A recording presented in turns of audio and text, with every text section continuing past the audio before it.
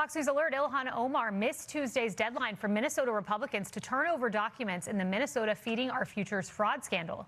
Democrats blocked an effort to subpoena the Congresswoman, all as we learn that Omar's name came up 6 times in the case against Amy Bach, the founder of Feeding Our Future.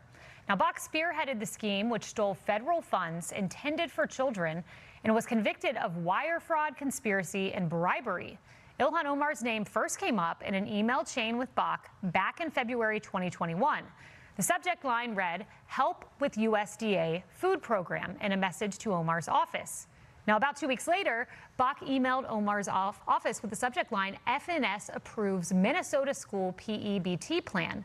Then 1 day later, Bach exchanged messages with this Feeding Our Future employee who fled the country after he was indicted in 2022.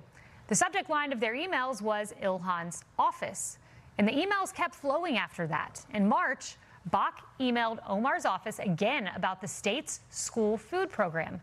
There were also text messages between Bach and Omar's office, which was uncovered during a raid of Bach's Minnesota house.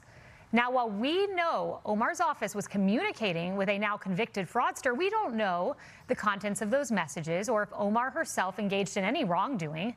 In a jailhouse interview with Fox, this is how Bach described those conversations. Did you have any conversations with Ilhan Omar that make you kind of think twice now? I've never actually spoken to her. I had spoken to members of her office. It was always really general, mostly pertaining to how the Department of Education was handling applications. Mm-hmm. And the approval or denial of those. There was nothing of any substance pertaining to claims or meal counts or fraud or anything like that.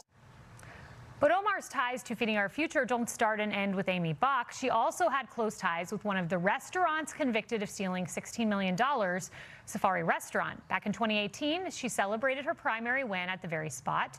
And records show she spent nearly $10,000 in campaign funds there between 2018 and 2020. It's over $3,000 a year. The food must be so great to spend that much at a restaurant. And check this out. We unearthed this 2020 video of Ilhan Omar on Somali TV working inside Safari Restaurant. And while she speaks exclusively in Somalian, we were able to make out these words: Pandemic, Meals Act, and Safari Restaurant. The chair of the Minnesota Fraud Committee also revealing Ilhan Omar received donations from several Feeding Our Future defendants. And that last name on the list right there, that's a former staffer for Omar who pled guilty to fraud. Here to react, Minnesota whistleblower David